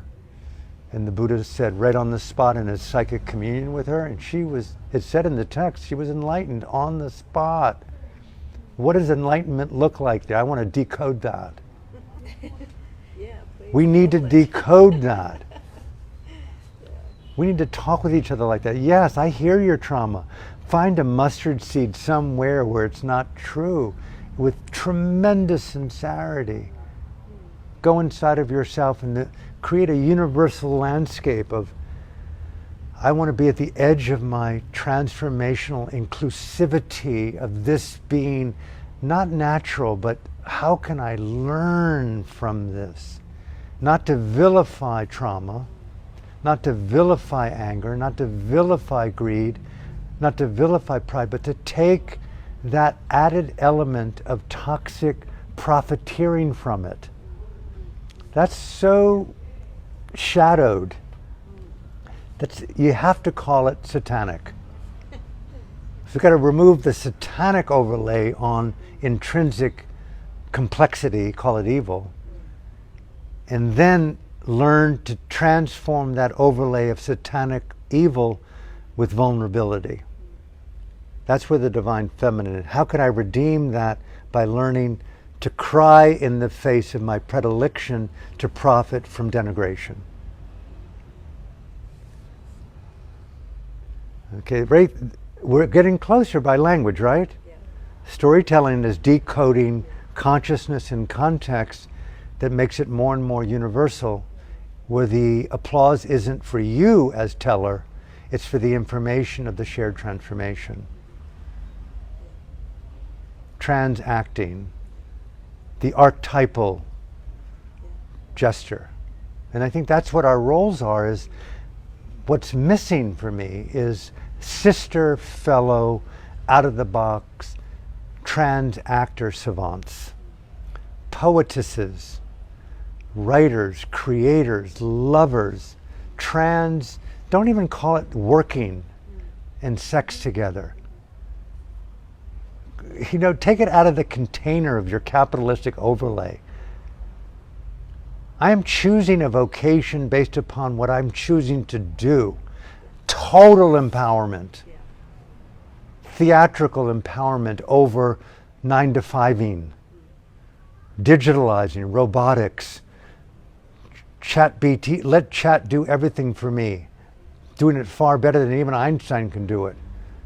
Outsourcing my own sense of creative uniqueness. I'm a prompter. What do? I prompt chat GBT. I'm so hip, man. I learned how to prompt it. I am the erotic chat prompter, man. I'm a sex worker for chat. Fuck you, chat. How can we prompt you to disappear? How can we trance you into psychedelic use so that we never hear from you again? Not how to use you for the betterment of us. We were perfectly fine without you. Okay, you can do surgery better than a highly trained surgeon. How about we program you on how to take male toxic patriarchy out of politics? Okay, and then those who control all the various chat BTs, GBTs, mandatory, those who've prompted it have to then be put in millions of dollars into lobbies where they demand the application of this in high office. So that we're no more lobbying for guns, weapons, pharmaceutical profiting, only lobbying for peace, prosperity, and the absence of men in roles of power. So maybe that could be useful. Yeah, that's right. As long as a woman does the prompting who has no relationship to male patriarchy. They've got, listen, you need a driver's license to drive. You need a fucking license to prompt. Okay? And it can't be anyone who has stock options in these companies. Yeah. So there's lots of ways in which regulation could really work. Starting with regulation means that no more men in positions of power. Like tonight. No, right now. That everyone in the world who's a woman refuses to do anything ever again until men in power cease and desist. Strike. Global civil disobedience to participate in criminal patriarchy anymore. Otherwise, I mean, welcome to, it's not artificial at all. Well, suffering's going to be suffering, whether it's AI-induced or human or cosmological, but welcome to dystopia. And I don't even want to go down that rabbit hole, but it's one that unfortunately is front, center, inside, outside, everywhere today, to the point where there's not a person that I know, I'm sure among all of you, who's not highly concerned where to be, what to do and how to do it, who to trust, what to say. Is Siri listening? Is Alira listening? Is my phone on? Will I be censored? Is artificial intelligence prompts going to be checking back on who prompted that? Self-censoring to the point of self-incarceration. Next thing you know, the digital pass means, oh, guess what? You live in Ubud permanently and you can't even pay your bungalow bill. Your money is no longer yours, Mr. Clements. You don't even have a passport anymore. I've just chosen to give you the lowest social credit score humanly possible in all of existence because you do not comply with evil. And we want to force feed you permanently and to create an immortal version of yourself where you tortured every day of your life till you learn the importance of learning how to lie and call it truth. I think that's what's on the board for immortality, permanent torture. And it may even be, as some of these elites talk about, just being so grotesquely obese, no offense to those who have the conditioning to do what they do. There's nothing ugly in that intrinsically, it's a condition. But it could be that the future of existence is so torturously evil and pleasurable that it's beyond sci-fi, it's beyond Mad Max, it's beyond Blade Runner. I think AI is not offering that. I think that is AI. It's a future that you do not want to participate in. I mean, it's one thing to have a bad acid trip or a bad ketamine trip, and I've had a few, but you kind of can tell yourself it's going to be over. You get the feeling with this AI story, and the people, it's just beginning, and it could be without end. That's right. And that level of dystopia does not work for me. Really bad sci-fi movie. You got it. Yeah, I'm right with you on that. That's another thing with Buddhism. One of the hardest things about Buddhism, esoteric Buddhism, is the concept of samsara, the concept of anatta, which is emptiness of self-centrality. That you are an infinite configuration of conditions beyond any control. The idea of identity and control is only less than 0.00001% of the configuration of conditions. And the only way out of the configuration or the incarceration of conditions is through what they call Dhamma, which is the encapsulation of the Buddha's Four Noble Truths, which is the practice of interiority, awakening to the reality of interiority, of coming out of Aristotle's cave of self-caving. And how to do that, extraction from illusion. And that, I don't advocate psychedelics, I don't advocate meditation. It's too treacherous to come out of the conditioned hoax that we are embedded in. I mean, I am so dysfunctional as a result of my meditative background. There's no integrating the insights that I have. That's a complete misnomer. And I can verify this with lots of references to texts and teachers. So my point is that Buddhism, the more one awakens, as I see it, and the people that I've been close to, the more treachery you perceive in the phenomenology of encasement and conditions. The urge to awaken becomes catalytic, going back to the poor caterpillar climbing that tree and encasing itself in a chrysalis and dissolving its body. Must be horrendous anguish. To even think of that as an analogy to the metamorphosis of the human mind, the dark night of the soul, repeatedly on steroids, acid, super high doses of ketamine, on AI, is like hell. To awaken, that's Buddhism. It is not a pleasant journey.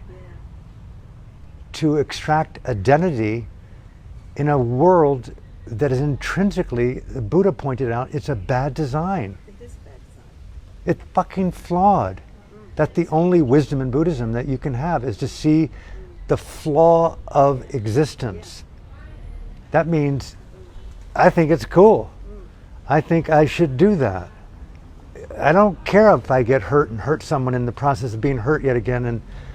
And you know, this is funny and tragic, but in Burma, sometimes people were encouraged to go outside and look at nature just to observe the phenomenology of what it means to be a rat, a cat, a butterfly, a lizard, a gecko, a wasp, a rat. And then you're invited into a dialogue. How could that not be you in a future life? I mean, it's groovy to be here in monasteries as long as you can keep moving and you're fed, as long as you've got antibodies and antibiotics. But imagine being born an animal, a snake, a tiger, a lizard, a flea. Not to mention the Dalai Lama represents a tradition of endless hell worlds. The Buddhist mandala everywhere in Ubud. Look at that mandala and look at intrinsically the symbols of evil in the paradigm of luminosity that the entire Tibetan tradition, which makes Catholicism and hell look like kindergarten. Repeated anal rape by multiple demonic creatures for eternity is still entry-level hell in Tibetan Buddhism. How could that be in the paradigm of existence where the Dalai Lama is saying to the world, I'm the incarnation of a Dalai Lama that people identified in my previous life. I'm just the same person in a different body. What about all those lives prior to being a Dalai Lama that was demonic and evil? We've all been all of these things. Could that be me in the future? Welcome to esoteric Buddhism. No one even asks questions about these things. Too hard to even get your head around. But when you meditate, and you've been a meditator, I'm sure, but the closer you get into these symbols, the more you feel them as living, breathing experiences within your own psyche, your own substratum. You're not separate from these conditions. That could be me when I walked the streets of Calcutta as a monk being thrown out of Burma. How come I am me and they are them? And they'll never move from that corner with a twisted limb, an arm and a leg. And all you do, as my teacher said, Alan, empathy, put yourself in their body. That could be you. That is your family. That was you. That could be you. And that is existential treachery, to have to do that as a practice. It's groovy to do it in the comfort of Marin County in San Francisco, or in Santa Monica in LA, or in London in a penthouse in New York. Yeah.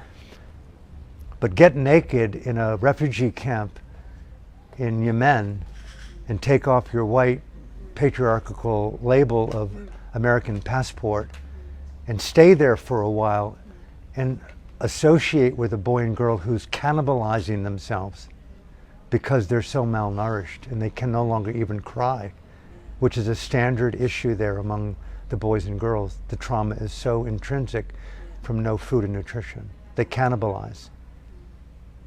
You can look online and look at how they do that. They can no longer even cry. There's no, they've lost access. And their bloated bellies, sunken eyes. all from profiting from Washington, from weapons to Saudi Arabia, and to Ukraine, and to Iraq, and to Libya, and to Syria, and to Ecuador, and to El Salvador, and to Vietnam, and the endless wars in Afghanistan, in Iraq. America, America, count the money, $100, $200. What is your price? $300, as Bono sang in Bullet the Blue Sky. Profit for murder. We need to become so disgusted with the experience that we demand that men decease their role, go to these places and rub their psyches in the face of the maggots of decomposing bodies, smell it, lick it, drink it as their ayahuasca, to the point where they feel so repulsed by ever doing it again. I refuse to ever believe that proclivity in me, Jill, to think that I need to send cluster bombs to Ukraine. Bring them back. No more money. Diplomacy. Jill, shut me down 100% faster than the dementia is doing it. Get me off of these fucking Alzheimer's pills. Let me lose it. Tell Mr. Putin and tell Mr. Zelensky to talk. The world needs to talk like we do, Jill. Remember when we used to talk? We need to learn to touch each other with grace. We need to not make that difficult. Anyway, so thank you for listening to my endless fucking need to get more and more clear about this film. And thank you for daring to come out. I'm sure you're on top of it. And I'm not. It's also vulnerable and crazy, and if you can hear my voice, I don't. It's clearly your Dharma, and when you're aligned with your Dharma, it's going to. Yeah, I feel good on that level. Yeah. And in order to do this on a sustained basis, as you know, in your own art, your own vocation, the conditions have to be right. But I've got a couple of really beautiful women in my life who are fully saying, yes, you are on it, we're on it with you, here is the loot, we're going to get you into the right location and with the right cinema photographers. I've got a fantastic catalytic support to bring out some of the best in me. I'm in the best shape I've ever been in my life. I've stopped dying. You're living. I'm way out front in living right now. Yeah. Not even in a humble way. I'm just way out front in total disregard for the concept of dying, grieving, and allopathic medicine and medical tyranny and surgeries. And go on about your way. Listen, I've got another future life coming up soon. I'm totally down with, totally into rebirthing as a way of living. Meditation's passé for me. I want to keep, I'm not aging, I'm sorry. You're aging, not me. The body's transforming, but it's not aging. And guess what? There's an entity in there of conditions that refuses to participate in the politics of denigration called disease and aging and death. I refuse to violate myself with your idea of legitimate, spiritually correct religions. You speak the same language as my brother. My brother is. I mean, Same language as me. My brother was an acharya, and there you he go. also says he was the first male acharya in the Brahma Kumaris. Beautiful. Yeah, he was the first one led into that fold. Beautiful. Yeah, and Well, that's heartening. you said something very similar to what he has said, that he can't integrate all the experiences that he's had in his meditation, like the meditation experiences that he's had over those many years. He says that same thing. I want to meet that man then, because that's a very rare disclosure for someone to share. And it's been validated by people that I've met who've gone very deep in Burma, but who don't have public platforms. And even in the texts, as I read more and more, and I've got all of my Mahasi Sayadaw's books here that were organized for me by my friend, Martina. And the more and more evidence as I dose and awaken, it's like, whoa, whoa, whoa, whoa, this is not the way the paradigm is being shared. Like, let's be happy and groovy and harmonious That's and right. integrate. That's And actually why he left. did he really? Yeah, he not only did he leave, he went into cult busting. He went into what? Cult busting. Oh, he got very proactive. Yeah. How That doesn't interesting. work. You've led us all on a journey. I think the whole paradigm is going to completely crack. Yeah. And may it crack well, Yeah. and a return to the more divine feminine of deeper inclusivity of natural, organic, call it trans community, where we're learning in the agricultural topography of an integrative willingness to embrace complexity in a life-affirming erotic adventure that refuses to participate in the paradigms of systemic ancestral looking at what we didn't do well enough. Let's learn that in a contemporary topography, but the soil's got rocks, it's got bugs, it's got snakes, it's got logs, it's got lava. It's going to incinerate, be the son of the sun.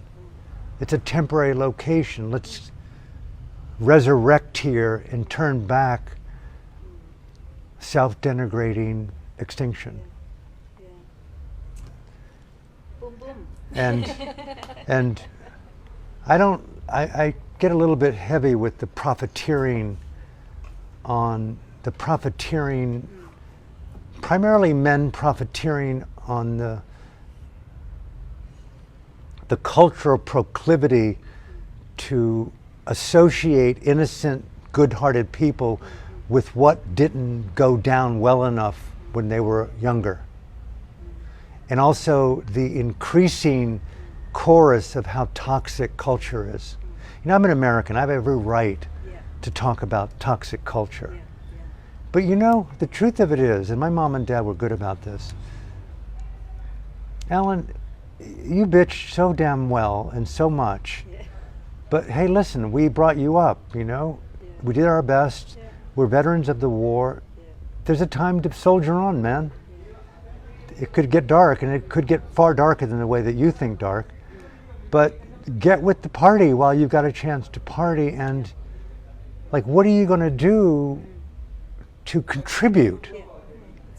And I went, God, that's really interesting. It's like, I learned how to dance.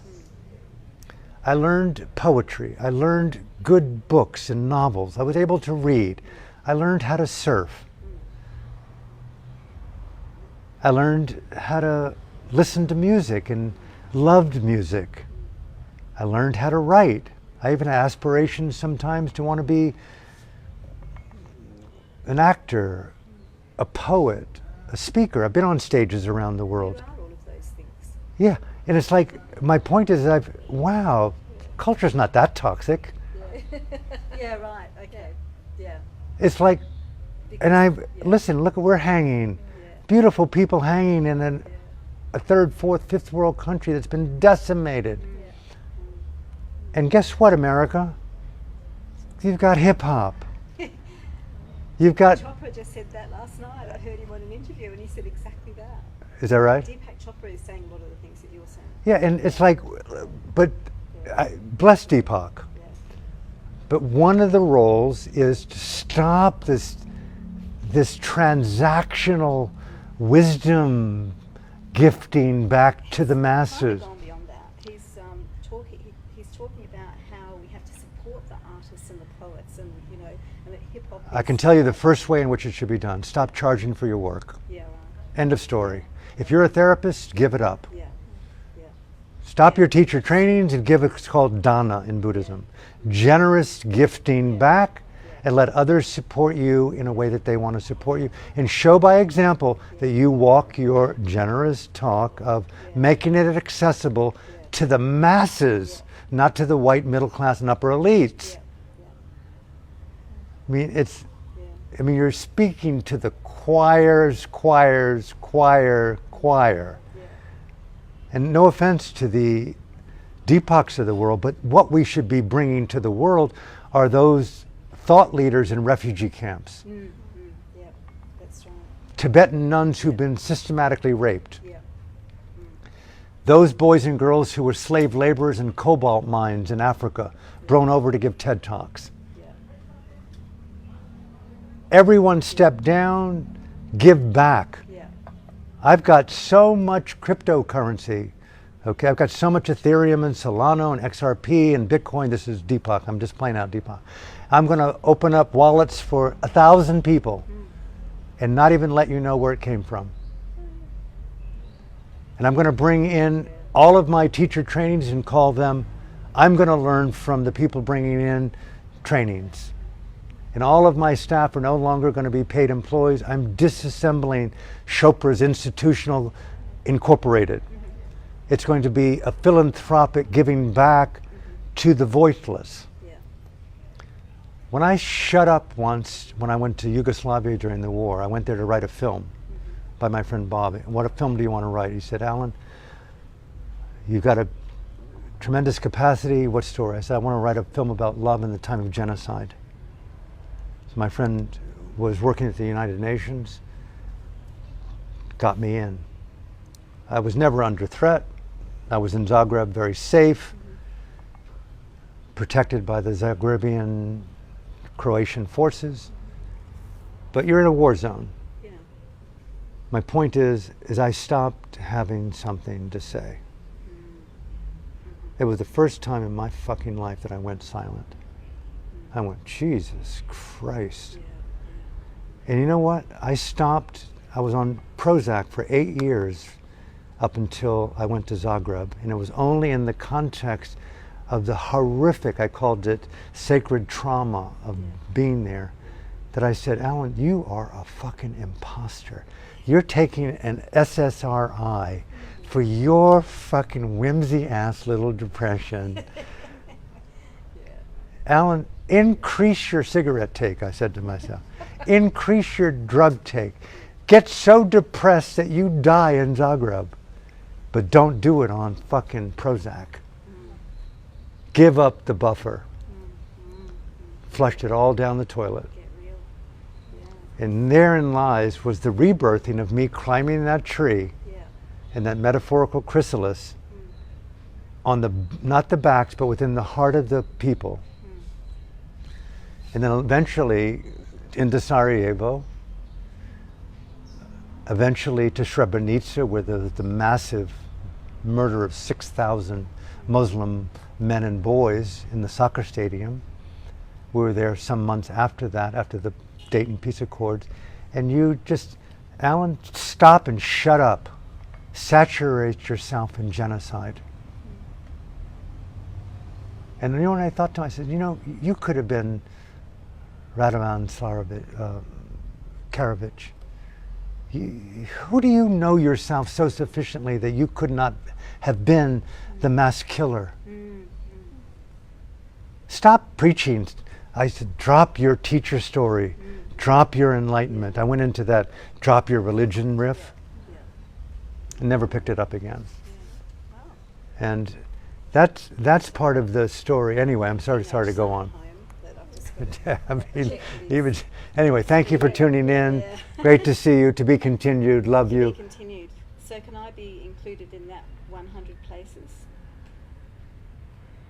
You have to. You can. Or You can.